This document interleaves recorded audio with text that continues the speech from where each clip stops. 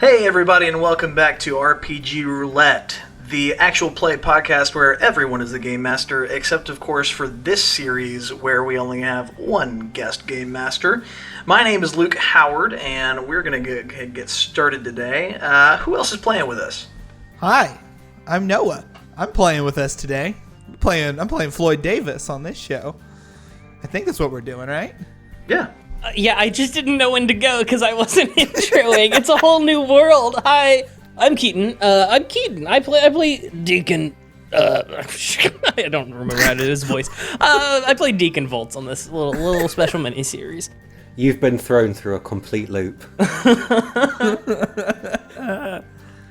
This is the first time I've ever not gone after Noah. Yeah, wow, we're really changing things up, huh? I'm not Noah, and I play not Keaton, and I don't listen to the other episodes to find out who I play. You gotta love it So when Hunter just doesn't do an intro. Yeah, that was Hunter.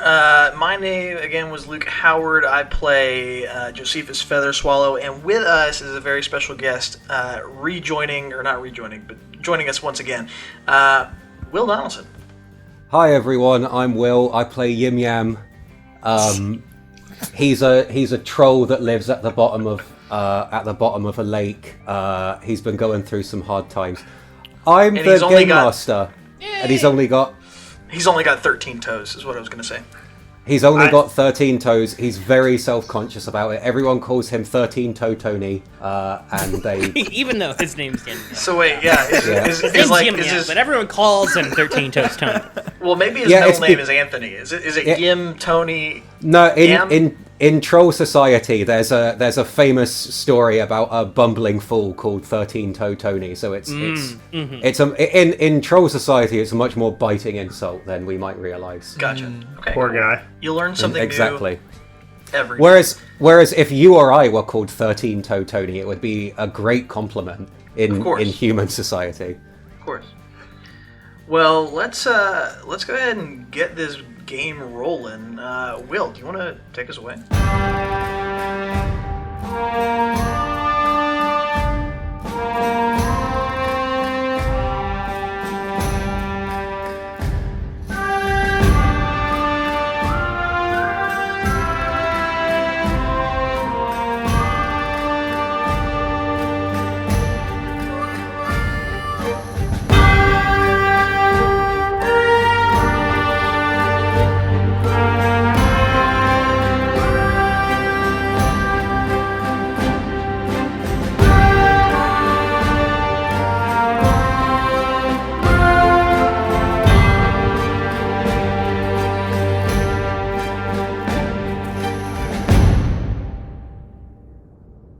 You are the first to awaken, Deacon. As always...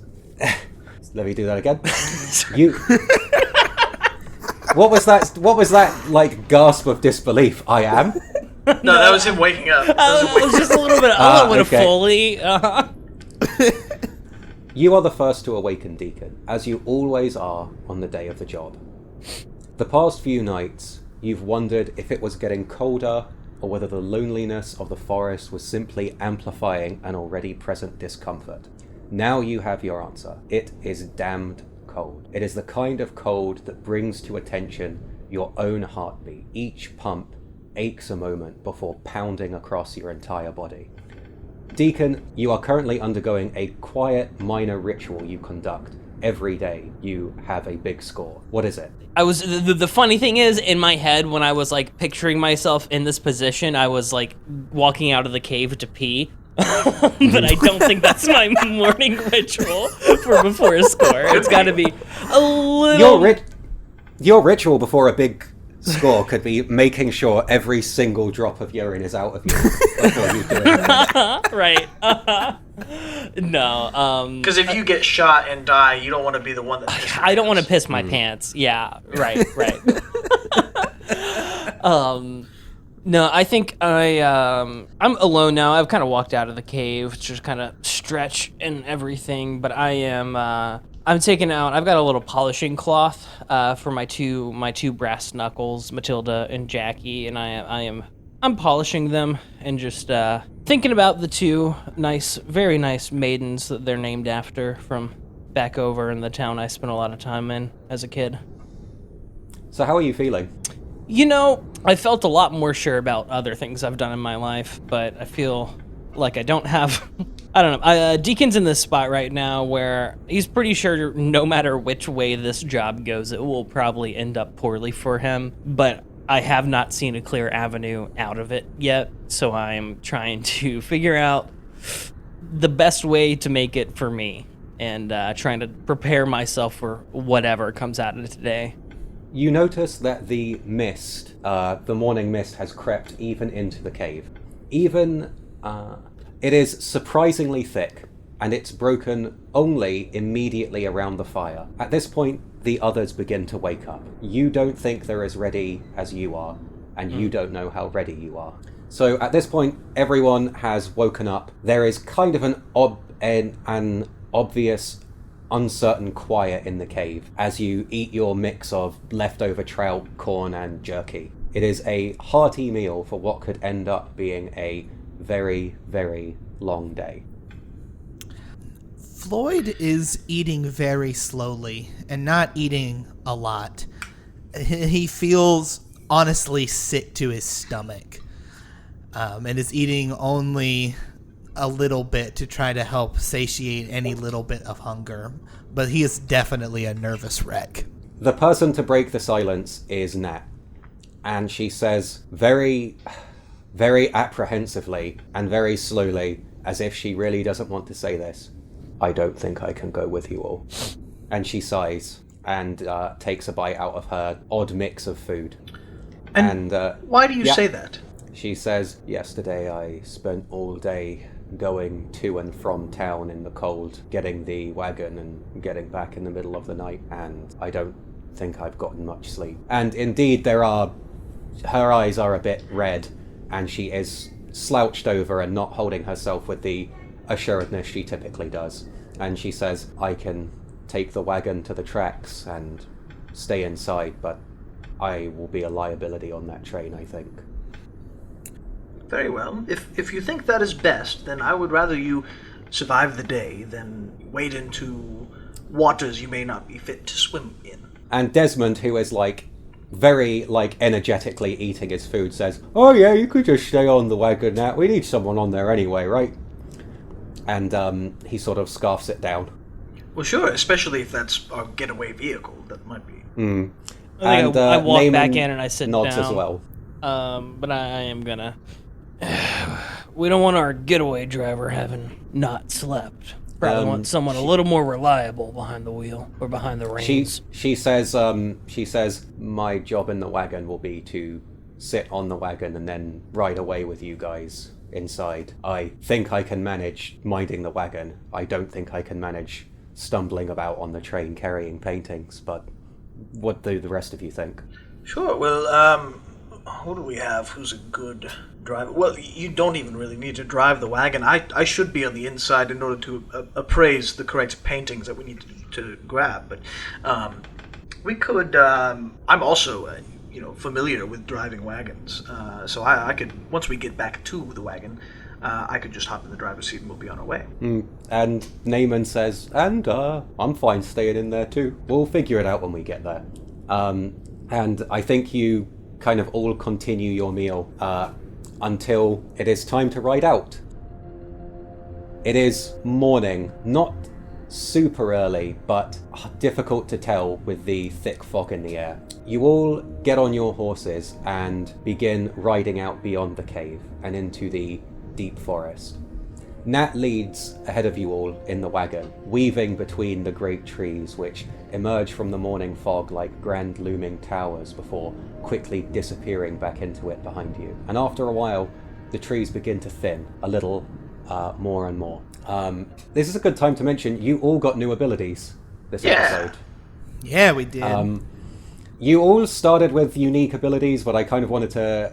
Yeah, you've all done a bunch of interesting things, and I'm excited to see if you all get to pull them out this episode. I will be excited to see if I get to pull mine out this episode. I have a really, really bad feeling I'm gonna have to use mine.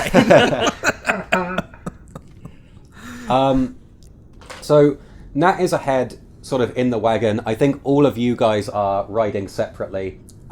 If you want to have a quick word to yourselves, this might be your last chance. I think I kind of ride up next to Deacon, and I to where maybe he and I fall behind just a little bit, but I kind of just talk to him and I say, "So, Deacon, what in your opinion is going to happen today?" No clue. No clue. Interesting. Here's the, I'm not so sure I trust Nat anymore. Oh, I haven't trusted her from the get-go. Good. I think that there's more to this whole robbery than she and the mayor are letting on. Yeah, I think you're right. I say we go with the flow. If we see an out to just get the hell out of here, we should take it. I agree. That's one of the reasons why I had her bring the wagon. Mm-hmm. If we need to go. If we can get out of here with a wagon full of paintings, I'd be happy about it, but I ain't dying for these fools. Maybe you and I could start our own museum. At this point, Carlisle is riding from person to person, and he has a flask, and he's riding up to each of you and saying, "Want a drink? I find it cools the nerves right before a job." I mean, I begrudgingly stick my hand out, because I can't say no. Okay, you take a swig. Anyone else going to take a swig? I'll have a swig. Thank you. All right. Both of you make resilience rolls. This stuff is putrid. I just grabbed a D20. What am I doing? You fool. What game are you playing? I don't know, It's minus our toughness modifier, right? Yes, a resilience roll. You roll 1d8 and subtract your toughness modifier. So That's fine. That's a 2 minus 2. What if we have a -1? Then you add 1. Okay, so I got a 7. I got a 0. You got a 0. So Deacon, you are Good stuff. somewhat tipsy. I'm going to say, Josephus, this stuff is absolutely vile. I'm going to say you are inebriated. Oh. Almost immediately. Well, that sure did cool my nerves. So, when you are inebriated, this does not mean you have to roleplay being drunk, but it means that being inebriated means that your faculties have been somewhat impaired. Okay. So your talk and hand modifiers are now capped at +1 at first level inebriation. That's my yapping scores are all, the highest is 1, and then my scrapping scores, Yep. my highest is 0. So Yep. Works perfectly. so this is fine. Best person to get inebriated. Yeah, you are the best person to do that.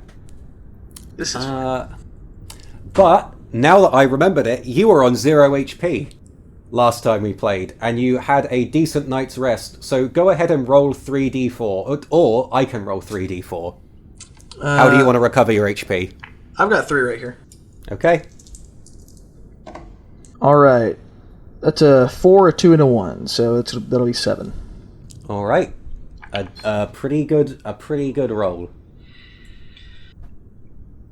Oh boy. Okay, so the tracks are not far from the forest's end, and there is a vast empty whiteness beyond that. At this point, Desmond says, "All right, guys, the way I figure it, the train gets here, it's going to have a number of carriages. I think we split up into either 2 or 3 groups of different people. I think 3, because the more people are together in each group, the better. And we each take different routes. One of us can take the front of the train and work our way in, and the other can take the back and work our way in." And Desmond says, "That's a pretty good idea, bro." And Carlisle nods and says, "We'll get more paintings that way." It's good with me. And Desmond says, "Draw straws, or anyone got a preference?" I would like to remain with Deacon, if at all possible. We work best together. We do. Naaman says, well, no problem with me. And just out of character, I think, just out of in-world, I think that means 2 human players in each group. So Yeah. Deacon and Joe, then Reginald plus Floyd. And I'm going to say, drawing straws will say Carlisle is going with Deacon and Joe. Great. Cool. Volatile Carlisle. All right. Yeah, that's And- cool. Naaman is going to go with Reginald and Floyd, and that leaves Desmond and Nat left over. Nat kind of wants to stay in the wagon, but Desmond has offered to potentially stay in the wagon in her place, or they can both stay in the wagon. What do you guys want them to do? I think they should both stay in the wagon. I think they should both stay in the wagon as well. Okay, Desmond and Nat give a nod. Nat gets in the wagon, and she says, well, okay, boys, let's get this over quickly and painlessly. And Desmond says, good luck, everybody. Now listen, I know when you're doing a job, your nerves can get the best of you. So as far as I'm concerned, we're splitting all the cash completely even. So if you get nervous and you think you can only grab a painting or 2, I ain't counting. We're all in this together, friends. And he gives a big smile and a thumbs up. Floyd half-heartedly returns the smile. So they head off towards the tracks. Deacon, Joe, and Carlisle, let's say you're starting towards the back of the train, and Reggie, Floyd, and Naaman are starting towards the front. Cool. Sounds perfect. You kneel in the snow behind some gnarled and weathered foliage. After a few minutes, a great, awful screeching echoes from out in the distance. And before long, the pale mist mixes with black smoke from the oncoming train, which seems to cleave nature around it as it travels. For a moment you're worried the wagon will be imperceptible in the mist, but as the train gets closer and closer, it does eventually come to a lurching stop, and the train is motionless. Nat leans out the wagon and motions towards the train, and the 2 groups make your moves. Deacon, Joe, and Carlisle, Reggie, Floyd, and Naaman. And you are all heading towards the first and last carriages of the train, respectively.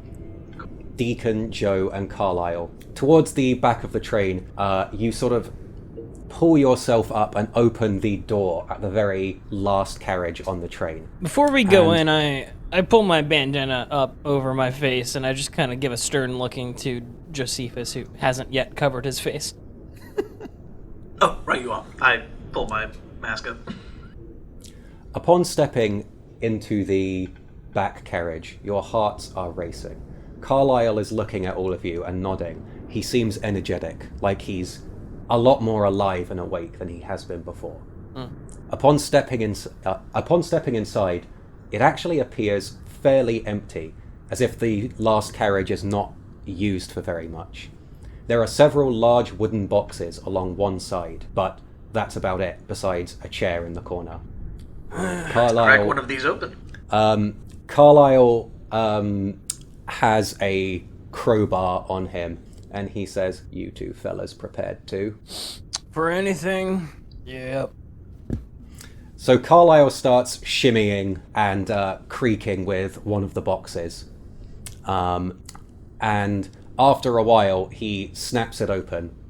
And when you peer inside this one enormous box is what looks like a giant Civil War era cannon. And Carlisle looks at you 2 and says, well, we aren't carrying this out. No. And I don't think that would fit in the wagon. And he motions towards the next carriage and says, let's move along, ladies. Yeah, following So along. Carlisle opens the door to the next carriage slowly, and he sort of looks back at you and puts a finger to his lips as he creeps in. As you enter this carriage, you see there is a blonde man in a blue uniform that is looking out a window and squinting. His leg is halfway up on a box. He's trying to look out a window, but it's just too foggy and cold. he hasn't noticed any of you. I think I look at Joe and I just I look down at his cane and then at my fist with the brass knuckles and kind of raise an eyebrow and a question of like, you want him or should I get him?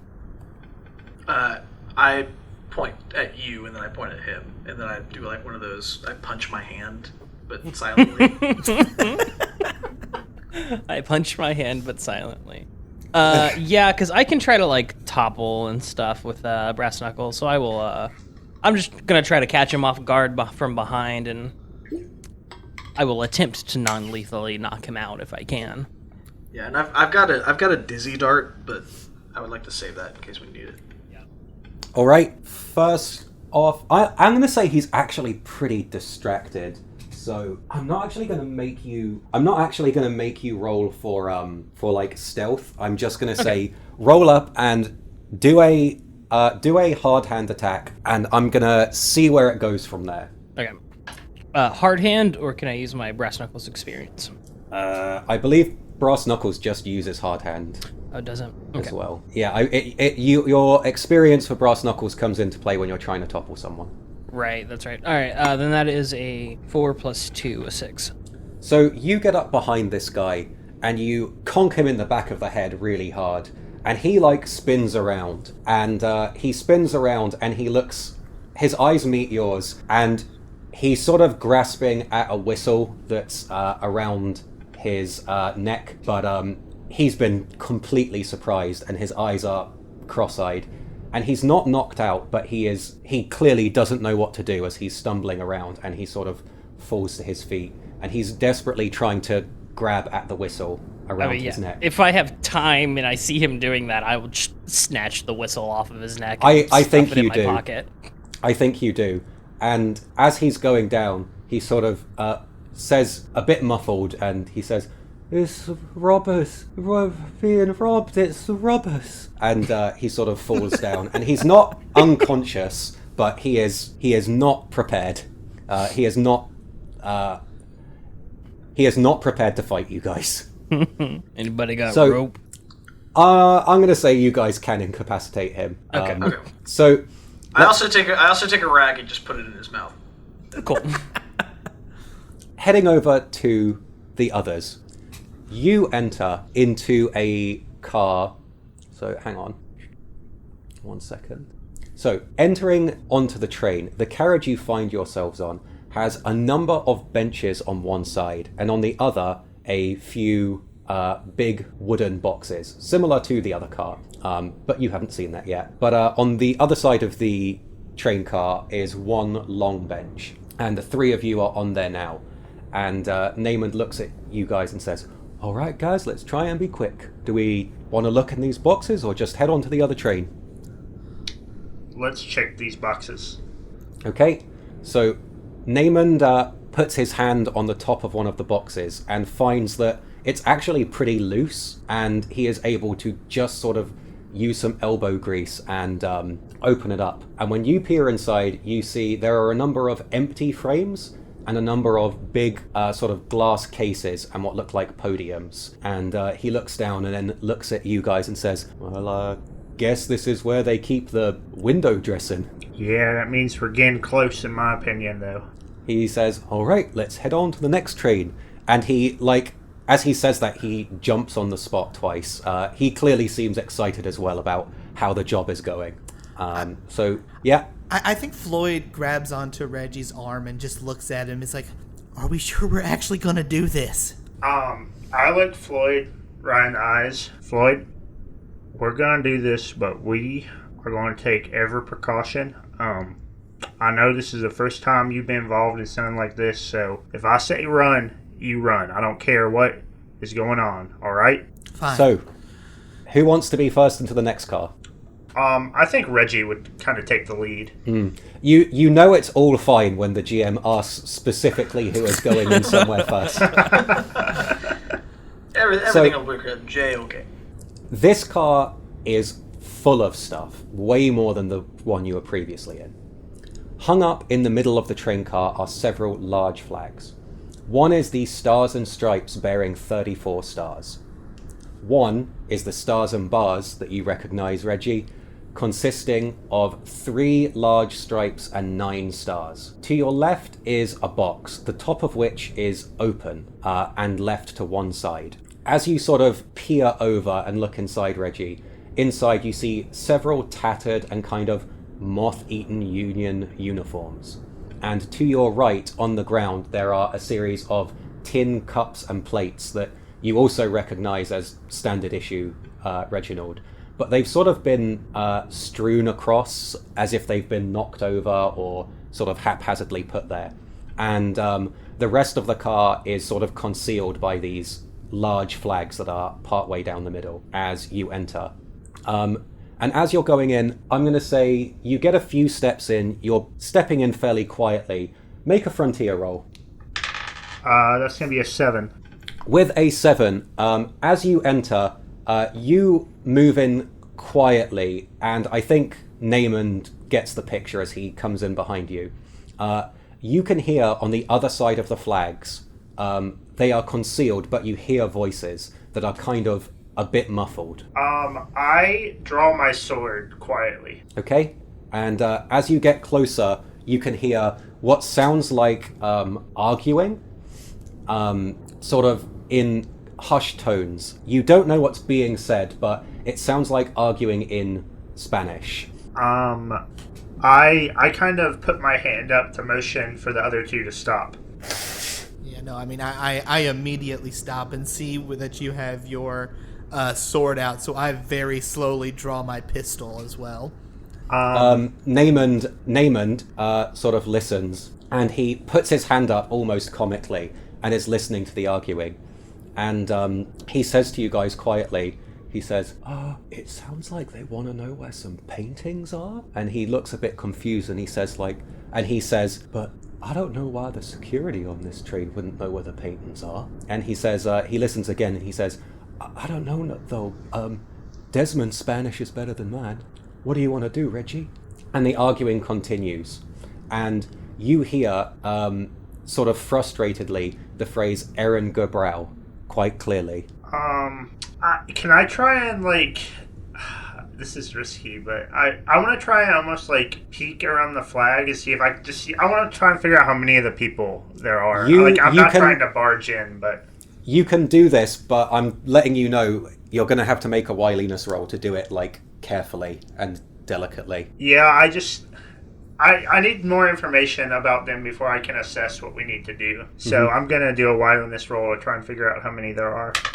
Right. So this is going to be a 6. A 6, and this is you, peering around, right? Yeah. Uh-huh. I'm just trying to figure out how many of them there are. So you peer around, and as you do, you are quite careful, and you see... hang on.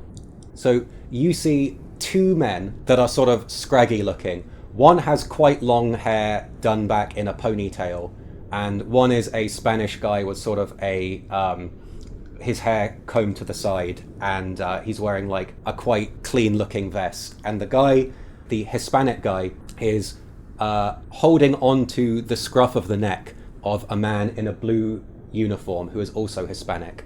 And the ponytailed guy is saying, "Where's the Erin Gebrau? Just ask him which train car it's in." And the Hispanic-looking fellow starts translating, but looks somewhat perturbed and like he's rushing. And I am going to make a roll. Okay. This is super unfortunate. Neither of the men interrogating the Hispanic guy notice you, Reginald.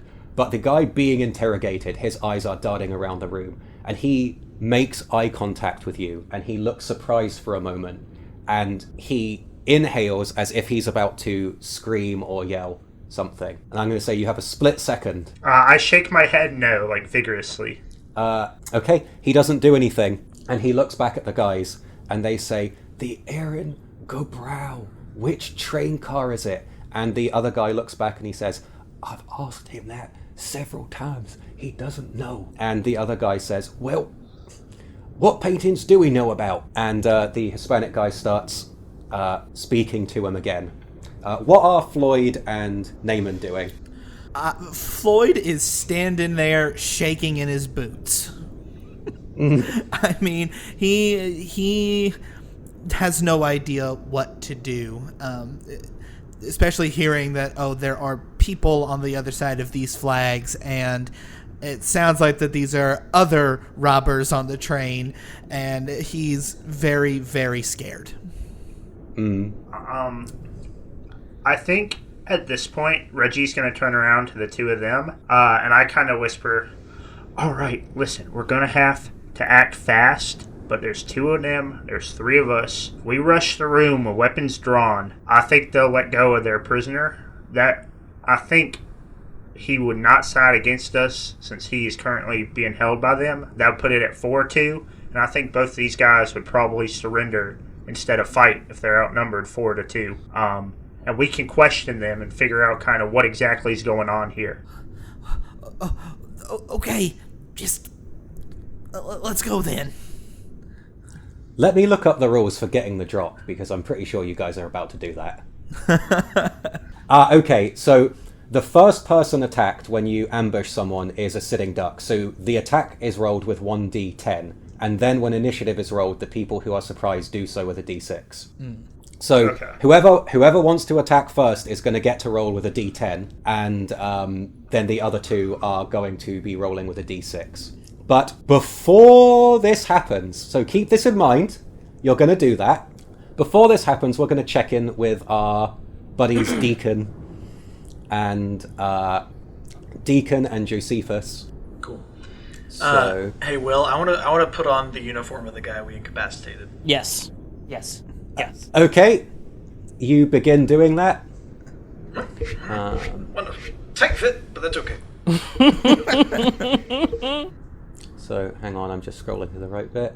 So as you are putting on this security uniform, I think Carlisle is looking at you, then looking at Deacon, and looking at you. And after a while, he says, "What in the Sam hell are you doing?"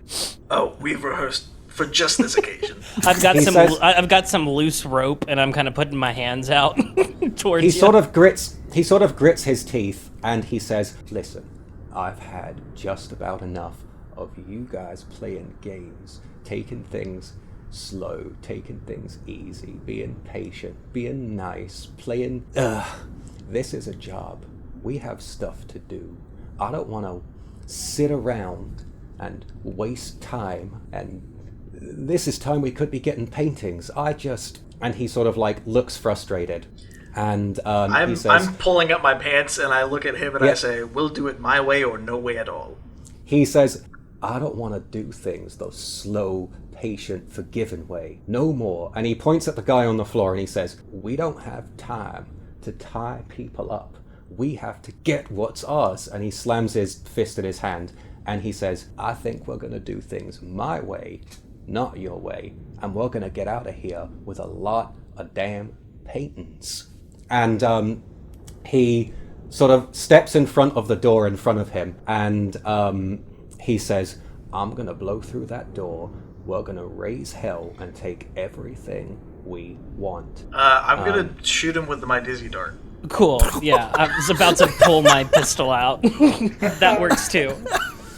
Let's do a contest, okay? Yeah.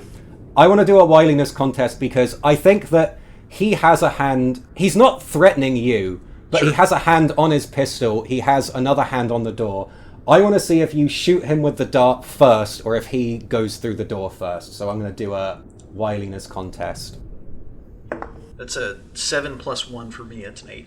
It's a dizzy dart, right? Yeah. Okay, you shoot him with the dart. He sort of grabs his neck and he says, "What? Why did you..." He sort of looks at you and then looks at the door, and in a moment of confusion, he flings open the door, and with his pistol in his hand, he sort of waves it in the air, still sort of stumbling over himself. And at this moment, all hell breaks loose. Carlisle's words and actions had raised a sort of tension in you, but you are prepared to act. But nothing could have prepared you for what happened next. Carlisle in this dizzy stupor, does not enter carefully. Instead, he raises his pistol and he screams bloody murder while stumbling through the door. Erupting from within, there is a cacophony of explosive gunfire and violence, as Carlyle, standing in front of you between the doors, is riddled with bullets. Oh my God. What seems like 10 or 12 shots either embed themselves within him or whiz past him. He drops his body and convulses, almost without enough time to hit the ground, as if the life within his body cannot believe it's being drained out of him this quickly. A voice rings out as Carlyle essentially falls completely backwards into the carriage you're on. And the voice says, "God damn it, was that Carlyle?" And at this moment, Shit. the train lurches forward and starts to move again. Oh no! Oh no! So I'm going to say, Deacon and Joe, you guys, I think it's fair to say, were pretty surprised. Yeah. What is Josephus doing? I think that as soon as he heard gunfire, he got up against the wall to the side of the door and basically was pretending he wasn't there. This is incredibly wise. Same. He's just whoa. I think we both instinctively just kind of got out of the way when that happened. So you're sort of pressing yourself against the side as the train has sort of lurched forward a bit. And a few moments pass by. Carlyle is on the ground, sort of bloodied with his eyes wide, and he's panting something to himself that you can't quite make out. And then you hear footsteps approaching, and through the small door steps a tall man with a dirty brown trench coat and a tattered bandana dangling around his neck. He wears a wide-brimmed hat that's tilted back, so you can see his entire face, which appears frozen in a permanent demeaning scowl. Deacon, you recognize this man as Andrew Brigsby, the leader of the Brigsby organization you were previously a part of. Behind him, peering over his shoulders and trying to squeeze through the carriage, are two other men. Both are tall. One has their face covered in a red bandana, while the other has wild, dirty black hair. You recognize the man with the wild hair as Billy, and you don't know who the other one is. And Brigsby steps into the carriage and looks around and sees the two of you, and then looks down at Carlyle. And after a double take, he looks at you, Deacon, and he looks confused. He has 2 6-shooters, one in each hand, and he says, "Deacon." Howdy, Andrew. And he looks down at Carlyle, and his scowl becomes even harsher. And he says, "Listen here, you traitorous rat fuck son of a bitch. I don't know what scam you and Carlyle had going on, but I think it's clear now it ain't gonna work." And he points one of his guns down at Carlyle. And Carlyle is panting now, and it's clear what he's saying is, "I'm sorry, I'm sorry, I'm sorry, I'm sorry." Fun. I feel a little bit at his mercy at the moment. And Pardon me, you said your name was Andrew? you have a gun in your face as soon as you speak. Very well. Yes, And, that's probably well deserved. He looks at you, Deacon, and he says, "All right, so I'm gonna think, because time is of the essence here. I'm gonna make you a deal. I leave this train with the Peytons Carlyle told me about, and you two get to leave with your lives. Does that sound fair?" My eyes That just sounds- dart over to meet Josephus's. That sounds perfectly fair. That sounds mighty fair, sir. And he nods and he says, "All right, I'm gonna back up into this car. You're gonna help me grab some Peytons, and then we're just gonna see what happens. All right?" I just And nod. he well. backs, and he starts backing up into the other carriage, and Billy is holding both of the doors open, and he is backing up with his pistols in his hands. And How many cars are there? I believe there are around 6. And you're going from the last one to the second last one. Right. Yeah, and I say, so how far along have you looked in these carriages? Because we checked the last one again. We just found a big cannon.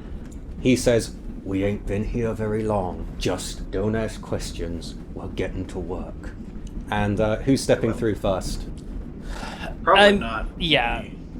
It is our MO, of course I would. As you step through, Deacon, you look down, and Carlisle's eyes are wide and frenzied as he looks at you. And Carlisle points at his face, and he just manages to get out. He's not wearing a mask. I don't react. I meet his eyes and I just step over him. All right. So, you are in the other cart, and let's see. And the train is moving forward kind of slowly at this point. What cart are you in? Sorry, I have not organised the order of carts super well.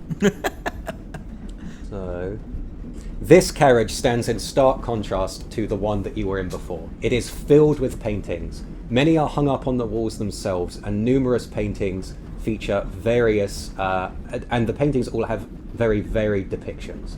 One is of a red-haired woman in a plain dress in a dusty house. One is of a blonde woman with her hair up, with a stately look about her, and she's standing in profile. One depicts a wet, somewhat drab little house with an old brick wall, and one is a smiling young man with slick black hair, standing at a dock.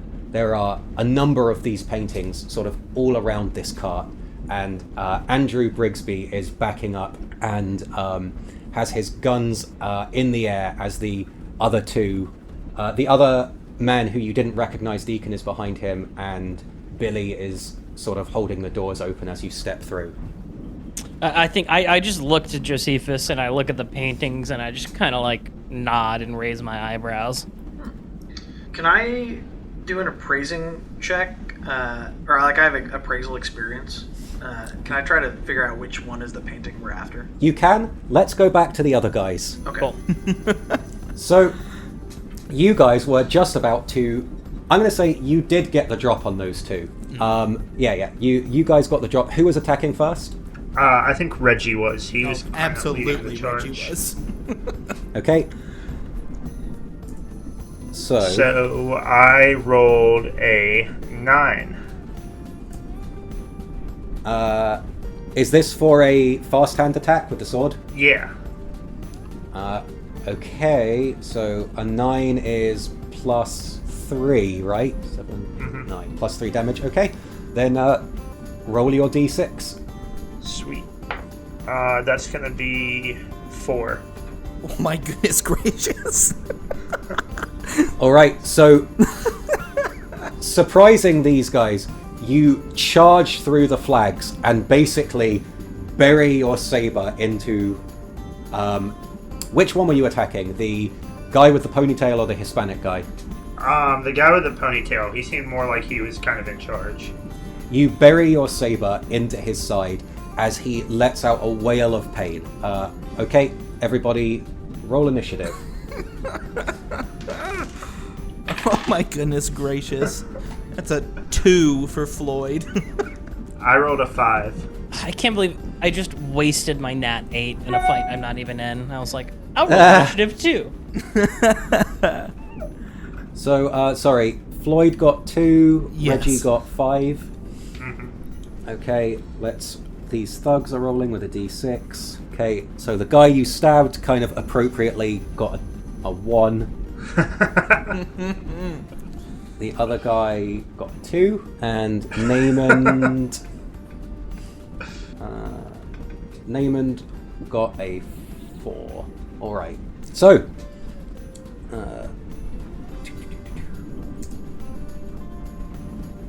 alright, that means first is Reginald. So you bury your saber deep into this guy's side as he lets out a wail of pain. And I imagine you're following up with another attack, right? Yeah, I'm gonna pull it out and basically try and just immediately stab him again. All right, go ahead.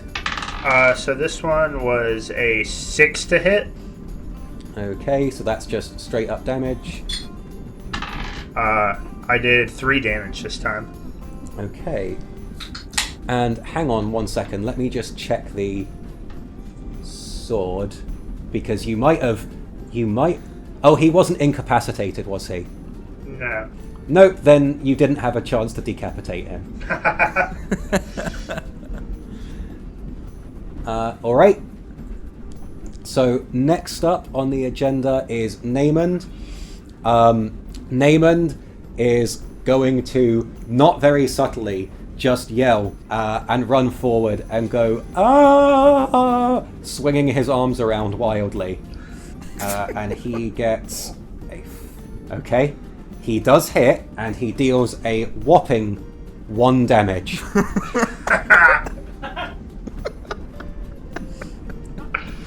Oh my goodness, these guys. Yep. 5, 4, so 2. Next up is the Hispanic guy. He is going to quickly raise a gun and fire at you, Reggie. Okay, that is a hit. Oh, shit.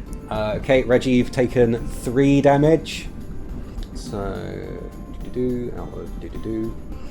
okay, and then is Floyd. Yeah, Floyd is, I think, out of instinct as the guy fires at Reggie, is just going to fire off at the Hispanic guy. Kind of just out of instinct. And that will... And, yeah. That is a non-natural 8. Okay, so that's plus 2 damage. So your pistol. 5 plus 2, so a 7 damage. And that's on the Hispanic dude, right? Yes, it is. That is a whopping load of damage. You know, I think Floyd, as he fires off, kind of just listens to a little scream. And Hector is still in his box, right? So he's not taking a turn in combat. Yes, no, he is still just in my box. All right. So next up is going to be the ponytail guy who was stabbed, and he's gonna go right back and try to stab you. However, at this point, the train lurches forward. Everyone make a toughness roll. Ooh. That's a nat 8 for me. Mine is a non-natural 8. Okay. Naaman is also okay. So everyone passed except the ponytail guy, who falls on the floor, and as he falls, as the train moves forward, he just sort of shoots, and he shoots a hole through one of the flags and ends up toppled on the ground. And now we're back at the start of turn order, and he is now toppled, Reginald.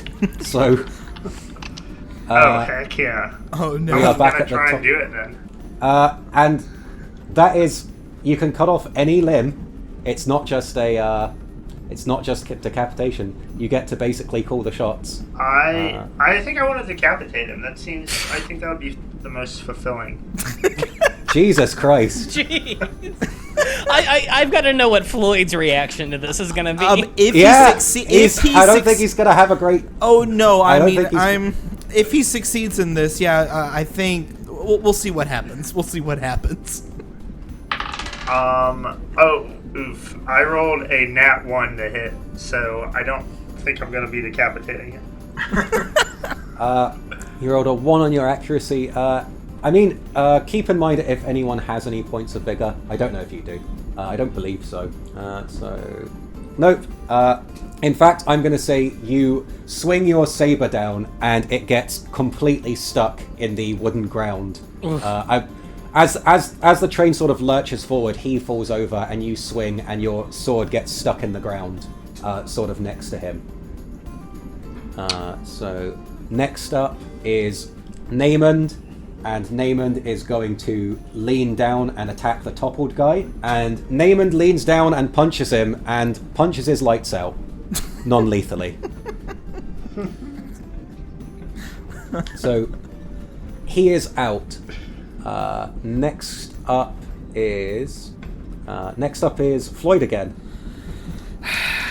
Did the Hispanic guy go before you, Floyd, or did you go before him? He went before me, I think. Yeah, I think that. Okay, so it's him again. So he is freaking out, so he backs up, and I think what he does is he grabs to his side is to his side is like a box, a sort of heavy wooden box, and he's going to pick it up and fling it at you, Reginald, and is going to try and dart into the carriage behind him. So let's make a hard hand attack. So that is going to hit. Yikes. So he picks up this heavy wooden box and sort of spins himself around and throws it at you as he stumbles over himself and clasps at the handle and runs into the carriage behind him. And the box hits you in the knee, and while it hurts, it doesn't knock you over or incapacitate you, but you have taken another 2 damage. Alright. So, let's see. But at this point, he is in the other car, and you cannot see him. Okay. So we can continue with combat, with you chasing him, or you guys can treat him as having escaped. I want to chase him, because Reggie, realizes if he gets away, this whole job is screwed. Okay, are the other guys incapacitated? So, Reggie, it is your turn. I assume you're just leaving your sword stuck in the ground, right? Yeah, I think I'm just going to leave the sword stuck in the ground for now. I hate to, but, we got to catch this guy. If he goes and tells other people, we're going to be really bad off. Okay. So you open the door that he's run through, and he's sort of bolting away from you. And along the walls are... in this room, along the walls are a few more what look like barrels that have been pried open. And you can immediately see sort of old guns and sabers from the Civil War that are in disrepair. And at the other end of the car are a series of placards, some flags, and even a few sort of illustrations and things that seem to be rolled up that are now, as the train is moving, kind of rattling around again as this man is running straight down the middle and trying to get to the next carriage. As I run after him, can I try and just grab one of the sabers as I'm running? You can. I'll say that they're kind of crummy, but you can grab them. I am just wanting to use it on this guy, and then I'll probably go back for my actual saber. So I don't need it to be great. Sure. Are you going to try and attack him? Yeah, if I can get close enough to him, I wanna take a stab him in the him. back. Yeah, just try and take him down. Okay. Go ahead. So that's gonna be a 8 to hit. Oh my goodness gracious. Okay. Roll a d6 and add 2. Sweet. So this is gonna be 7 damage. In total? Because I rolled a 5 and then I added 2. Sorry, that was a 7 to hit, right? Yes. So I guess, I got 7 for... Yeah, okay, well, you have taken him down to 0. You run him through, and he lets out another, prolonged wail as he sort of falls to his knees. But he is not going quietly. He is moaning and wailing, and after a few seconds, sort of grows quieter and then collapses quietly. And in the other carriage, Naaman is looking at you, wide-eyed, Floyd, and is sort of shaking, and is like, what's going on? I don't know. They're trying to kill everybody. And the man in the blue uniform is sort of shivering and quaking in the corner, and he says, robbers, bandits. And he puts his hands over his face. Get up! I point my gun at him. Go to the front of the train and stop it again. He looks confused. Do a hard talk roll. Oh, that actually wasn't half bad. That'll be a 6 for the hard talk. He looks at you confused, but he runs forward. He sort of runs forward and runs past you. And Naaman looks at you and says, well, let's just try and make the best of this. And sort of just kind of walks over the man that was knocked out and into the train car that you're in. I was just going to say, Reggie comes back and grabs his sword. I point my gun at Reggie and be like, what in the hell are you doing? You said we were going to try to be careful. Floyd, you know Carlisle? Yeah? And how he used to be with another gang? Uh-huh. I think these people are from that gang that he was with. And that means they're bad people, and they're also here to rob the train.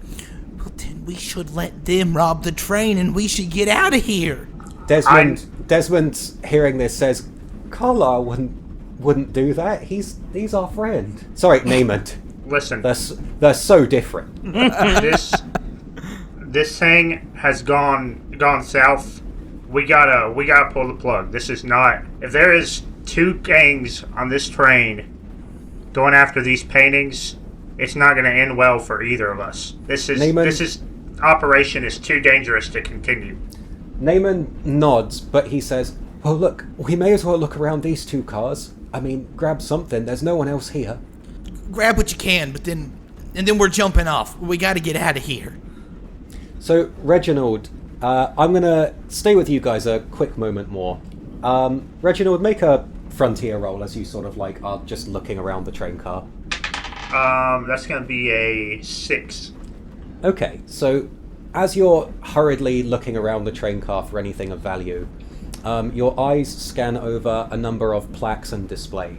Some with names like the heroism of the 33rd, or weaponry of the Civil War, or the Battle of Tai Plains. And as you're looking around, you double back for a moment, and something catches your eye, because when you see the placard that reads the Battle of Tai Plains, you remember, I was at the Battle of Tai Plains. And out of morbid curiosity, though you know you're in a hurry, you can't help but scan over it with your eyes. And the placard reads, the bravery of the Confederate men was matched only by their foolishness. Low on supplies and desperate, a great final assault was launched against the Union camp in Tai Plains. The great battle was long and bloody. Cannons ripped through man and horse, fire raining down from the sky as smouldering flags turned to embers and drifted towards the ground. And while you're reading this, you stop a moment and you don't continue after that, because you were there and you basically forgot it. And you're overcome with this feeling of how grandiose they're making this battle sound. And you continue looking around the train car for anything of value, and are sort of going through memories of that battle in your head, because in reality, at this point in the war, both sides had begun experimenting with early use of trenches to maintain ground. And this battle consisted basically of several days' worth of one side approaching the other, having pot shots taken at them, and then retreating. And eventually your commanding officer gave the word to abandon your position. There was no cannon fire, there were no smouldering flags, and there was perhaps only a little foolishness. And despite the fact that you are on this train moving and you have a job to do, something about this is really bothering you. Yeah. I think that at first I had just kind of left the plaque there, but after I go back and I just kind of grab it and throw it on the ground. Nice. So let's go back to Deacon and Josephus. Josephus, give me an appraisal roll. Cool. I'm going to say, there are a number of paintings in front of you. I'm just going to go over like 4 that were... There are like paintings stacked in front of other paintings. There was the blonde woman in profile, the man on the dock, the like drab little town, and then the picture of the like pretty woman in the dusty house. Mm-hmm. So what do you want to have a look at? I want to have a look at the woman in the dusty house. All right. So make an appraisal roll. Yeah, I rolled a 6 plus my appraising experience is 2, so that'll be 8. So looking at this, you think that you have like a brief moment to yourself where, even though there is a scary man with 2 guns and Deacon is there and the train is moving, you think that the brushwork on this painting is pretty good. And you look around at the corners and you say, yes, it looks like it's been aged fairly well. And then you look at the face and you're like, yeah, there's good shading. And you put your finger on the paper and you're like, it feels right. But then you realize that you're doing something, and you pause a minute and your brow furrows. What is it that you're doing? I mean, what do you mean? I'm appraising a paint. Yeah, what I'm trying to do is I'm trying to get that the actions you're performing are rubbing you the wrong way, and you're doing something that seems almost second nature. And then you start going over the painting again. And you turn it over and you look at the back, and you see tucked into one corner, there's a little card that you look at. Yeah. And the card says, fine paintings sold by the Flitgin establishment. Oh, well, this is no good. No good at all. And Brigsby looks at you and says, what do you mean it's no good? Well, some of these might be real, but I think the majority of these are counterfeit. It's the Flit... What did you say it was? The Flit Ring? The Flitgin establishment. It's the Flitgin establishment. They sell counterfeit paintings. Undercover, of course. It's a whole ordeal. And you say that sort of quietly to yourself as you pick up another painting. And this one is a painting of a ship, and you turn it around in your hands, and it says in the corner, again, fine paintings by the Flitgin Institute. Or paintings by the Flitgin establishment. Yeah, look at this brushwork. I mean, it's obviously done by an amateur, copying another painting. And Brigsby looks at you and says, so it's fake. We'll find one that's not fake then. And Deacon, what are you doing at this point? Yeah, I kind of somewhat hesitantly, I go, sorry that he's speaking openly. This is Joseph Featherswallow. Me and Carlisle found him in Big Fork, some sort of bigwig appraiser. So you pick up another painting. This one is another painting that's just another woman, and you turn it over and it says, again, fine paintings by the Flitgin establishment. And you stand there almost frozen for a minute because, Josephus, you worked at the Flitgin establishment for a while. They sold nothing but fakes. And as you're looking around, painting after painting is sold by this same establishment, and upon looking at them more, they all seem to be fakes. No, these are all wrong. Look, if they actually had real paintings done by original artists on this train, it's likely they wouldn't be in the same car with all the fakes. And Brigsby says, make a talk roll, actually. Okay. I'm going to say this is... I think this would be steady talk. I think so too. I agree. All right. Shoot, man, this dice is treating me well. That's you're not going to believe me. It is another 8. It's a 7 plus 1. Okay, Brigsby says, fine. And he's looking exasperated and quite annoyed. And he's lowering both of his guns sort of to his side. And he says, we're just going to have to be quick. And he walks through into the next car. Well, it strikes me that... Yeah? It strikes me that if they had all of these fakes on board, then it's entirely possible that they're trying to hide the actual paintings. And if they were trying to hide the actual paintings, it occurs to me that perhaps they would put it in the very back car, possibly underneath the cannon, or maybe in a box by the cannons, because it's the biggest one. You would open it up, and if you'd find cannon. I mean, they must have hidden them all around the train. It might behoove us to take a closer look at the ones we've already. This is a big ask. Make another talk roll. I'm gonna. Oh, are you gonna commit? Point of vigor. Are you gonna commit to the bit? Okay, yeah, sure. Cool. So explain this ability from Josephus is if he has a point of vigor, rather than using it to re-roll a bad roll or add 2 to a roll, he can choose to commit to the bit, which means he can tell a lie or untruth or assume a false identity, and if he spends a point of vigor to commit to the bit, he can convincingly sell it so much, no matter what the lie is, he can buy himself 10 seconds. So fascinating. After that, people may realize, wait, what am I doing? Why am I... But for 10 seconds, he has the leeway of belief if he commits to the bit. So you're gonna commit to the bit on this. Yeah, and I look at the other people on board and I say, well, I think that actually our friend there on the ground had a crowbar. I think he might have dropped it in that room whenever we were in there. And Arthur says, okay, Billy.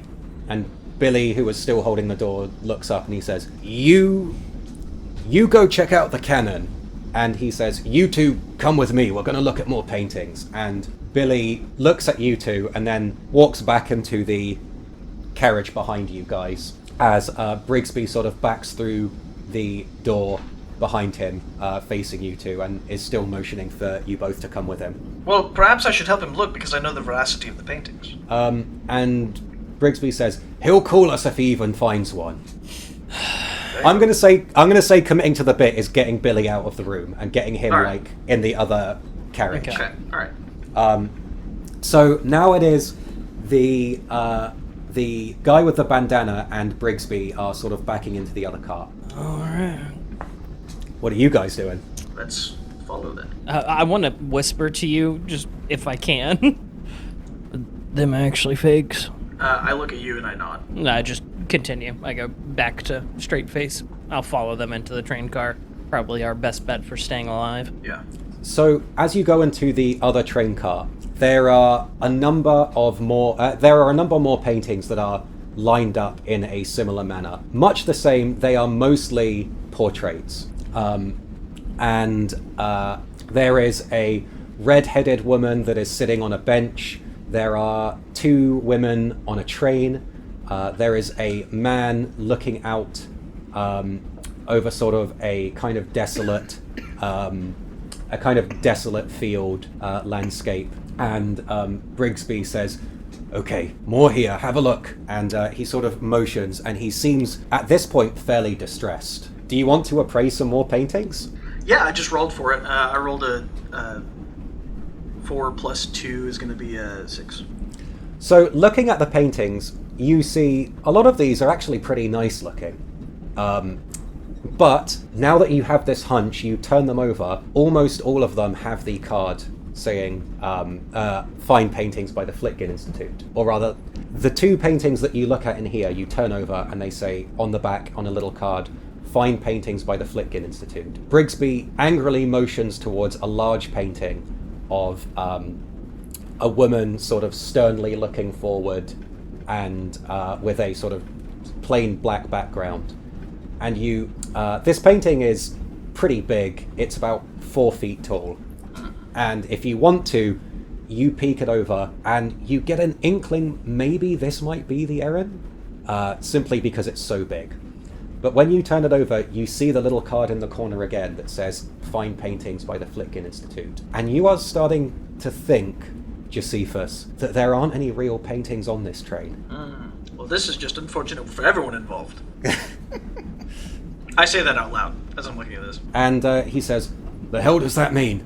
I'm beginning to suspect there aren't any real paintings aboard. I mean, these would look fine on your wall, but they have no value. Brigsby grits his teeth and he raises a gun and points it at you and says, "What the hell are you talking about? Of course there are real paintings. Why else would we?" And he sort of takes a step forward while still pointing the gun at you. I look at him and I say, "What makes you think there would have been real paintings aboard?" And he looks and says, "Why would they be moving a bunch of fake paintings?" Perhaps they are trying to furnish a very large, tacky house. I don't know. Andrew, you've heard of a honeypot. I know you have. Andrew turns and his gun is now pointed at you. Where'd you hear about this from? He says, "Carlisle. He wanted back in with the gang and he thought this was his way to do it. It seemed like a pretty cut-and-run job." See, we heard about it. Well, I happened to run into Carlisle. I heard about it from Carlisle. I hadn't seen the man in years. And he looks confused and he says, "Why would Carlisle send you 2 on the train and tell us about this job too?" Frankly, sir, I've got no idea. He didn't say a word about you folk. Make some sort of roll. Okay. It's kind of truth, but kind of not. Yeah. It's on that I'm line. going to say steady talk. I'm going to That's say fine. this is steady. That is a 5 minus 1 of 4. Okay. Brigsby looks down for a minute. He's scowling and furious. And then Brigsby, lowering his weapons for a moment, looks calm. Deacon, you know when Brigsby looks calm is when he's at his most dangerous. And Great. he raises one of his guns and fires in your direction. Roll for initiative. Cool. That is plus violin is 6. Okay. It's an 8 for me. Ooh, That's pretty good. It's a 7 plus 1. I'm rolling this purple D8. And It's a good die for you today. So, sorry, was that Josephus 8 and... Deacon 6. Okay, Deacon... This is not a good situation for Josephus to be in. No, not at all. I'm well aware of it. Alright. But Brigsby did get a shot at you, Deacon. Yep. So let's just roll for that. Oh, fuck. Alright. Okay. Deacon, you are hit basically square in the chest. As Brigsby fires right at you, the calm lasting only a moment before the storm in his eyes takes over again. And you have been hit for 8 damage. Oh my! Yeah, I stumble back and put my hand over my chest. Okay, and you are in initiative. First up is Josephus. Yeah, and Brigsby is last in initiative order because that's how it works. If you basically get an inciting phrase off that's not interrupted, you get to do the shot, but you have to go last. I'm going to pull out my my 6-shooter and I'm going to shoot at Brigsby. You're going to give it the old college try, huh? Good for you, man. I mean, I've got a 0 to fast hand, and this dice has been good to me, so we'll see. Okay. It's a 4. A 4 plus or minus anything? No, just 4. Yeah. Okay, you have hit him. It has happened. All right. That's a D6. Yep. 3. Okay. You did it. He's dead? No, he's not. What? What? Yeah, I shoot him and I go, oh, I hit! And then I want to try to take cover behind anything in the room. Anything I can. Or is there just time for... I'll say you can use your movement action. You can take cover behind a lot of things. There is a box in the corner. You can even just hold a painting up in front of you if you want. I'll try to hide behind that box. You're going to hide behind a box. Let me find the rules for cover. I think I'll say that is safe cover. And when you are behind safe cover, it basically means that rolls of an 8 or higher are treated as an 8. So there are like a number of different kinds of cover. There's makeshift cover, which just protects you from getting crack-shotted. And then there's safe cover, which means that essentially you can't get higher than an 8 on an accuracy table. And then there's complete cover. Complete cover means essentially you can not be hit, but you cannot hit anyone else. Yeah. So you are behind safe cover. Cool. Alright, so next up we have Deacon. You have just been shot basically right in the chest, and the bullet has mercifully, you think, lodged between 2 of your ribs. Fun! Love that. In fact, how much damage did I say you had? You said 8. Okay, well, describe what you're doing, and I'm going to check the injuries and ailments thing, because I think I think you might get an injury immediately if you take that much gunshot damage to the chest. I mean, is Bandana Guy in here as well? He is in there as well. He is behind Brigsby. He's behind him. Okay. I mean, I would just try to stumble over to a corner and also pull out my pistol and shoot Brigsby. That's what's my question? Yeah, it's a 4. Okay, that's just straight up. Roll your d6. Cool. That's a 4. Okay. So next up is Bandana Man, and Bandana Man is Bandana Man pulls from his side. He has a shotgun. Great. And a shotgun, if you remember, just deals a d10 to everyone within 5 feet, and then behind that, I believe, a d4. So let me see. So it's a d10 and then a d6. Requires no accuracy roll. So let's see. So after they have to do their shotgun experience, and they lose their quick action and the movements. Okay. So let's roll and see. So Deacon, you've taken another 3. And Josephus has just taken 1.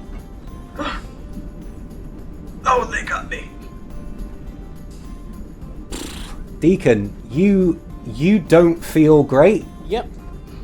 I mean, that's why don't respond to Joe. You've been better. You have been better. Yeah. Oh God, then Brigsby has a turn. Yep. Oh no. So Brigsby is going to, sort of enraged and seeing that you have been hurt so badly, he is going to run forward and just sort of swing at you and try and hit you with one of the pistols. And he screams at you, "No one double crosses me, you rat bastard!" Fun. Swings and he hits you basically square on the top of the head with his pistol, and you take another 3 damage. All right, Deacon, you are really bad. Yes. Weakened, gunshot damage to the chest. Let's have a look and see what weakened does. Okay. A weakened cowpoke makes all resilience rolls for the next 24 hours with 1d10. Additionally, they make a resilience roll using 1d10 to determine an additional effect. For a number of turns equal to the result, they may only crack shot on a roll of 10 or above rather than 8 or above. Okay. The cowpoke who has been weakened immediately has their frontier modifier capped at +1 for 24 hours. Yep. So. Okay, roll a d10 then, Deacon. D10. And subtract your toughness. Okay. 00 would be 10, not so. Well, yeah, I used the 10-sided one. So okay, so it would be a 1 then minus. Just making sure I was looking at the right one. My toughness is 2, so it'd be a -1. Okay, the minimum you can get is 1. So the next turn you can't crack shot, basically. Okay. But we're back around to you, Deacon. Or you can crack shot, but you need to roll 10. Do you mean Josephus? Yes, Josephus is at the top of turn order. Okay. And at this point, you hear from the carriage behind you, Billy yell, "Hey, what's going on in there, guys?" And footsteps sort of approaching. Well, shoot. Can I basically make a Molotov cocktail out of one of my tinctures and throw it at him? I believe we said you could do this. Do you have any explosives experience? Let's see. I have chemistry knowledge. I do have explosive. I have explosive experience +3.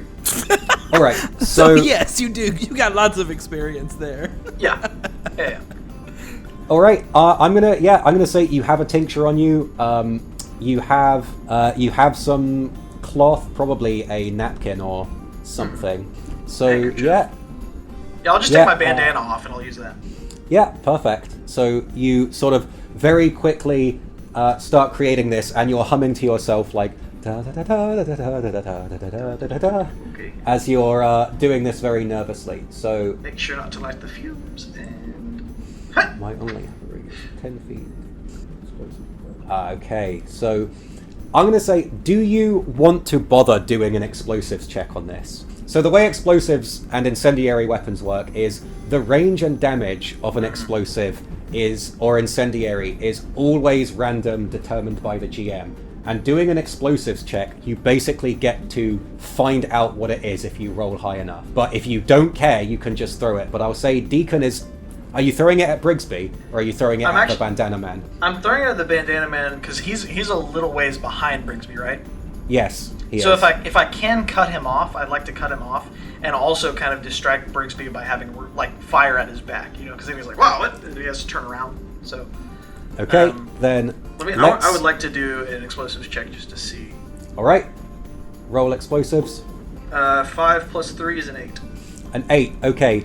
This explosive will do, let's say it will do 1d6 damage, and you think you might be able to set both the bandana guy and Brigsby aflame if you nail it just right. All right, so, cool. Let's say, I think thrown weapon is hard hand. So yeah, go ahead. Even if it's not going very far? Yeah, if it's not, even if it's not going very far. That is an 8. -2. -2 is a 6. Yeah. But still, that is real good. So roll a d6. I'm gonna say you get both Brigsby and the Bandana Man. Cool. That's a 4. Okay, very good. Kaboom. So, the bandana guy... Take that, Bandana Man. Very good. So, next up is Deacon. Yeah, I mean, Brigsby's basically right on top of me, so I think I'm just gonna try to shoot him since he's right here. I know he's in like melee combat with me now, but the guy almost killed me. I don't care. I'm still gonna shoot him. Yeah. With my gun. Okay, that one's a 7 plus 0, so that's 7. But Okay. Roll damage. fine, that's a 1 plus 1. That's you. Okay. I mean, dude's on fire. Yeah. So next up is the bandana guy. And the bandana guy, he is on fire, and Brigsby looks at him with wide eyes, and he goes, "Oh shit, oh shit, oh shit," and he starts patting at himself wildly. And Brigsby actually is going to use his action immediately, and is going to make a hard hand attack against the bandana guy. And Brigsby kicks him really hard, and the bandana guy kind of stumbles forward, and he kind of stumbles into the next train carriage. And you hear a scream, and then you hear an explosion as the bandana guy evidently had something on him. Oh. Did he have TNT on him? He had a stick of dynamite that they may have been counting on. Excellent. Excellent. And as he explodes in the next carriage, you hear a shuddering sort of a sort of shuddering sound from the train, and a heavy groan from beneath your feet. And at this point, Brigsby, looking at the two of you on fire, having just lost a man who exploded, he bolts into the carriage behind him and leaves you two where you are. And there is a sound behind you as Billy is approaching. And so wait, where did the guy blow up? Like, what train car was he in? Was he in? So he blew up in the train car in front of you, essentially, and there is a train car behind you that Billy is in. And so which way did Brigsby go? Brigsby went ahead of you. He went in the train car ahead of you, ostensibly. So at this point, what do you guys want to do? Is it Billy is approaching? initiative still? I'm going to say, basically, decide on your course of action, and we'll decide whether you're still in initiative. All right, I groan, and I lean over, and I'm like, we just gotta get off this train. I couldn't agree more. Should we try to take out Billy and just try to get off the back, or? Yeah. I'll go right. first. You guys are going to attack Billy? I'll go first. Let me. I'm not a crack shot, but maybe I can offer you some cover. Josephus is really coming through here. I'm gonna pull out my pistol and just like aim it at the door as I'm walking, so that if I even see him, I'm just gonna shoot at him. Okay. Let's briefly go to the others in the other carriage. So you've walked forwards. You're in the Civil War carriage, and you're sort of scanning for anything. You're not finding anything of any real note. There are some Civil War uniforms, there are some cutlasses, there are some old weapons, there are some flags, there are a number of placards and a number of display-looking objects, but anything of any high value or rarity you're not really seeing. I think after looking around for a few minutes, Reggie's going to turn back to Floyd. Yeah, there's nothing here. It's time to go. Do we go for the others, or do we just go ahead and leave? We just go ahead and leave. We don't, the others, if this gang's on the train, the others, they may be captured or worse by now. So I'm going to say, Floyd, make one last frontier roll. Yeah. Actually. That's a nat 8, so it'll be 8 plus... What's my frontiers? It'll be 8 plus 1, so a 9. And now I'm going to ask you to do something else, because as you're scanning around, you see a small box, a small box that's sort of placed above some others. And when you open it, you see what look like a few medals, which you imagine are probably of the highest value of anything you've seen. Yeah. But as you hear a sort of loud lurching from several cars behind you, that sounds like an explosion, but couldn't be. Some poles sort of rattle onto the floor, and you see hung up is a big canvas that your eyes sort of glance over. And you initially pay no mind, but then you see something. Roll 1d10. That's a 10. You feel a strange sense of dread, and your eyes scan over this, and you see a name, Daniel Davis. Your dad. Oh. And even though you're being hurried along and you've heard this sound, you feel somewhat compelled to read through what this canvas says. And there's a depiction above a bunch of writing of a number of men in Union uniforms. And your eyes scan each of the men, and none of them really look like your dad. And the canvas paints a rich story of Arthur Tornbright and his brigade of loyal men. And as you continue, you see your father's name lumped in with several other names.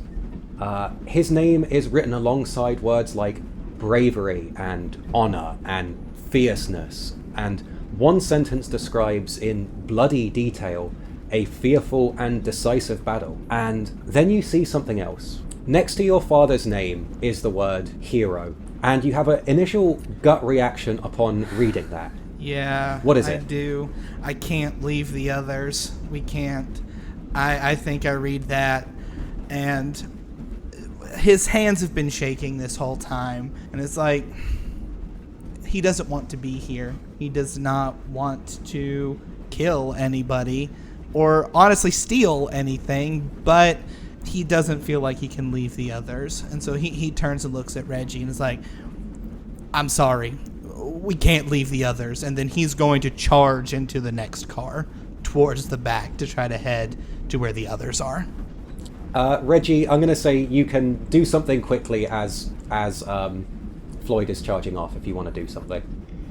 I think I kind of look at what Floyd was looking at, and I notice like what it says, and then I just kind of sigh under my breath and run after him. All right. So you two are running forward, and you run into the next train carriage, and this carriage, as you run into it, you see that there's smoke sort of coming ahead and sort of billowing into the carriage that you run into. And at this point, as you move forward, Floyd, between the two doors of the carriage, in the brief moment you're outside, you hear something. To your left, through the cold and through the snow which has begun falling, you see the wagon is riding up along next to you. And Nat and Desmond are there, and Nat screams at you over the snow, "Jump in!" I think he looks at her and, immediately turns and keeps moving forward, because he's not going to leave behind Deacon and Joe. Okay, and then Reggie, as you walk through Nat, you also see Nat, and she looks very confused and concerned now, and she says, "Jump in!" I think Reggie hesitates. He wants to leave. He doesn't really care if Deacon or Joe get out or not, but he does want Floyd to get out. And I make eye contact with Nat. I just shake my head and then follow after Floyd. Okay, you begin running forward then. And as you go forward, you enter a train carriage with what look like a number of burnt paintings and a sort of charred body. What can only be described as...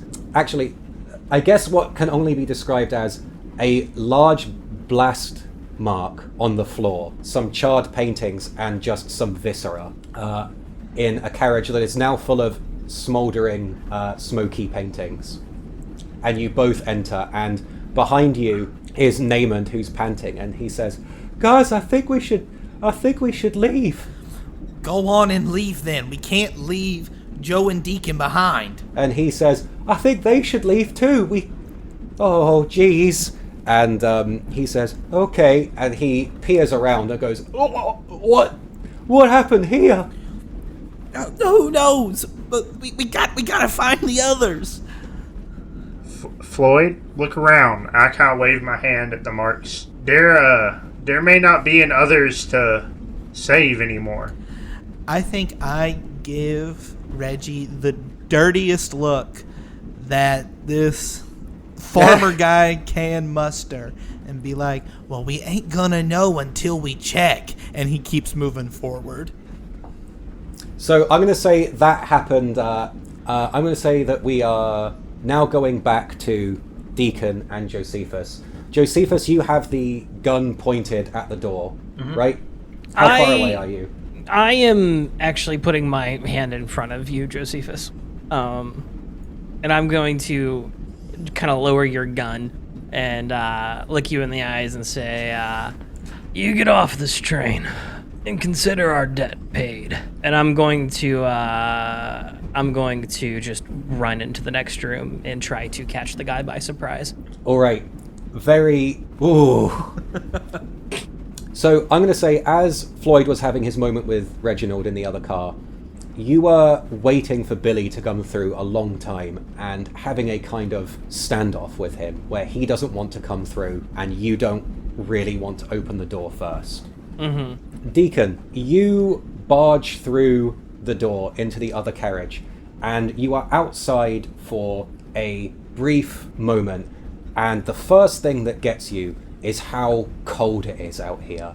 It has begun snowing and it is whipping around, and even though you're outside for only an instant, it hits you like a ton of bricks. But then you feel something else, and there's something pulling at your neck, and when you look back, you see something that completely shocks you. Arthur Brigsby is on the side of the train, and he has grabbed your neck between the carriages, and he says, "No one double crosses the Brigsby organization." And then he falls back off the train with his hand still on you and pulls you into the snow as you tumble backwards from the moving train. Make a wiliness roll. Yeah. Sure, why not? That is a 7. That is a 7. I'm going to say you avoid damage, and I'm going to roll for Brigsby, who also, you don't avoid damage. You're falling off a moving train still. I'm going to roll a 1d4 for both of you. But spoiler alert, 1d4 is a lot right now. Yeah. I'm upset if I die. You are blessed. You took our damage. Wow. And Brigsby... My heart. Brigsby took 2 damage. So you two both tumble off into the snow. And Josephus, you have no idea what happened to Deacon. You heard some muffled yelling, and then, as far as you know, he's gone. What do you want to do? And where do you want to go? I guess I'm going to try to... And at this point, through the door, Reginald and Floyd burst through. Josephus! Where's Deacon? Fellows, he fell off the train. Come with me. I motion for them to follow me, and then I open up the door with my gun out to shoot whoever's on the other side. And as you're doing this, Naaman is saying quietly to himself, "There are a lot of paintings here, guys. We could probably just take a couple." They're all fakes, I yell behind me. Let's first deal with this thing. You open the door, and when you open the door with your gun drawn, Billy is at the far end of the carriage, and he is just sort of cowering with his hands up. This is the carriage with the guy that's tied up as well. Yeah. And he is just cowering and shivering with his hands up. Cool. I look at... Naaman says, the paintings are fake. And then he looks in the other room and he says, I don't know what's going on here, guys. We've been set up. The paintings are fake. I look at... Shoot, Hunter, what's your character's name? What in the world? Reginald. I look at Reggie and I say, tie him up. And then I go over to Floyd and I go, we're going to decouple the train. Do what now? The cars are held together by a linking pin. Uh-huh. So we're going to decouple the train so we slow down enough so that we can hop off and then save Oh, Deacon. we're going to... Gotcha. And I think Floyd runs forward to the front of the train, the front of the car to see... Floyd, as you turn around, you see Naaman is already doing it. Ah. And he turns around and he says, this is simple. I like putting things together and taking them apart. It's just like an old puzzle I used to have. You know, it's not too much different. And he says, yeah, I got it figured out. I'm going to need some elbow grease, though, guys. And we can't have any patents. What about the Aaron Gabriel? Well... Naaman, I'm telling you, they're all fakes. And Naaman says, oh, well... And as his hands are still working, he says, how convincing are they? If you'd like to take one, feel free to grab one, but you're not going to make very much money off of it, unless you find some simpleton to sell it to. And Naaman says, I know a couple simpletons. Very well then. Take your pick. All right. I go find a cannonball just in case we need some force. So, Josephus, thinking quick, I'm going to say all of you working together. Naaman has been loosening the coupling. You drop a cannonball on it, and that does the trick after it's been loosened. And go ahead and have another point of vigor for that. Heck yeah. Because that was pretty good. I've been thinking about this. I was like, how can I decouple a train? And then I was like, there's a cannon in there. And I was like, we're probably going to need some force. So I bet if we use a cannonball as like I didn't mention there were cannonballs, but I'm going to give this to you. I want this to happen. I imagine if there's a cannon there. So, and also, a point of vigor for basically everyone. Both Reggie and Floyd had moments where they decided to go ahead. Go ahead and save people. So, at this point, the train lurches, and you look ahead, and the smoking carriage ahead of you begins to disappear off, and you are sliced by this awful cold as the snow rushes in. And you can see Nat and the wagon are just barely keeping up and keeping pace. And Nat yells, "You have to jump in! I can't!" And she notices the train's decoupling and she says, "Well, you'll probably slow down soon, actually." That's the idea! And it gets slower and slower. And I'm going to just jump ahead and say the carriage is slowed down to the point where you can all fairly easily get into the wagon that Nat's in. And she says, "Get in! How many paintings did you guys get?" "None, they're all fake." And Nat says, "What? So you didn't get any?" And Desmond says, "Well, if you find a simpleton, you can probably sell some of them to him." Look, but you guys are getting in the wagon. What are you telling Nat in the heat of the moment? Nat, there were other things going on now. Deacon needs to be saved. And Nat looks at you confused and she says, "What? Deacon needs to be saved?" I say, "Nat, if you truly care about your town, you'll help me take out this bandit that's attacked Deacon." And she says, "Andrew Brigsby or something or another." She says, "I'm more surprised by you wanting to save someone." And Nat says, "The wagon won't go that fast. You should take a horse." And is looking like completely confused. Very well. This. I guess I just take one of the horses off the wagon then. And Yep. hop on. So you begin untying it. I'm going to cut ahead to... I'm going to jump over now to Deacon and Brigsby. You two have stumbled off into the snow. It is pouring down at this point. It is not a blizzard, but there is snow all around you. And as you compose yourself in this blistering frost, you can see maybe in the distance just the outline of some trees, but all else around you is just white, roaring snow.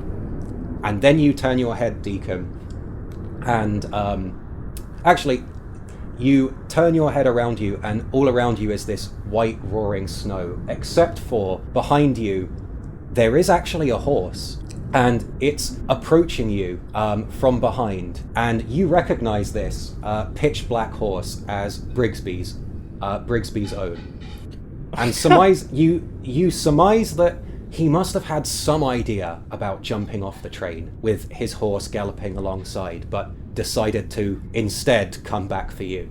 And looking forward, you see standing up from the snow is Brigsby, and he is burnt up, beat up, bloodied and blistered, and he stares at you with an angry, wild hell in his eyes. Do you say anything? I think I spit some freaking blood out of my mouth onto the harsh white snow. And I do. I reach for my gun quick and draw. I say, Let's roll a quick draw. okay.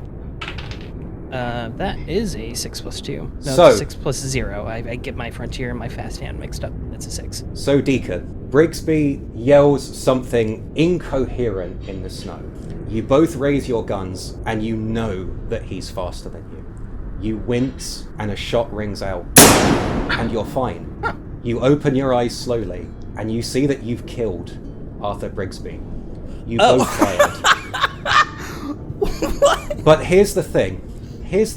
You know he was faster than you. You know he was a good shot. And then you turn around and you see that he shot his horse in the head. And it dawns on you, you can't see where you are. There is just wild snow whipping all around you. Brigsby didn't want to shoot you. He wanted to leave you here. And in this moment, Josephus is squinting and galloping through this white hell that he can barely make heads or tails of. And something goes through Josephus's head that Deacon referred to himself as the Muscle, and he called himself your bodyguard. And he said he was your man, your muscle, what have you. You never called him that though, did you, Josephus? Josephus has never thought of Deacon really as just the muscle man. What's he thought of him as? He always thought of Deacon as a friend. He had so few and far between that when one came along, he clings tight. And Josephus, with that thought in his head, rides off, shivering in the snow, with the others trailing far behind.